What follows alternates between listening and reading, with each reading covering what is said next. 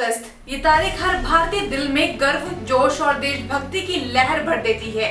तिरंगा लहराता है, लाल किले से प्रधानमंत्री का भाषण होता है और देश के कोने कोने में आजादी का जश्न मनाया जाता है। लेकिन क्या आपने कभी सोचा है, आखिर हमारी आजादी की तारीख 15 अगस्त ही क्यों रखी गई और क्यों इस दिन पतंगबाजी का चलन है? आज हम आपको बताएंगे इस खास दिन के पीछे की पूरी कहानी। आप देख रहे हैं आरएम न्यूज में, आपके साथ सुमन।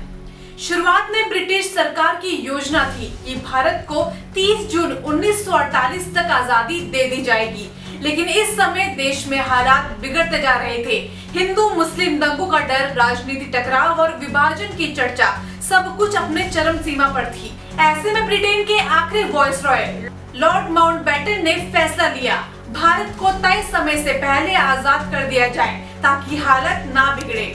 4 जुलाई 1947 को ब्रिटिश संसद में इंडियन इंडिपेंडेंस बिल पेश हुआ और मंजूरी के बाद आजादी की तारीख तय हुई 15 अगस्त 1947। 15 अगस्त कोई संयोग नहीं था, लॉर्ड माउंटबेटन के लिए ये तारीख पहले से ही खास थी।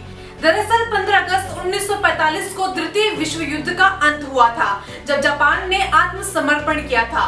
माउंटबेटन उस समय मित्र देशों की सेना में एक बड़े पद पर थे, इसीलिए उन्होंने सोचा इस जीत और भारत की आजादी को एक ही दिन सेलिब्रेट किया जाए। आपको जानकर हैरानी होगी, 15 अगस्त 1947 को जब दिल्ली में आजादी का जश्न मनाया जा रहा था, महात्मा गांधी वहां मौजूद नहीं थे। दरअसल वे बंगाल में थे और दंगों को रोकने में लगे हुए थे। उनका मानना था कि असली आजादी तभी होगी जब हिंदू और मुस्लिम मिलकर भाईचारे के साथ रहेंगे।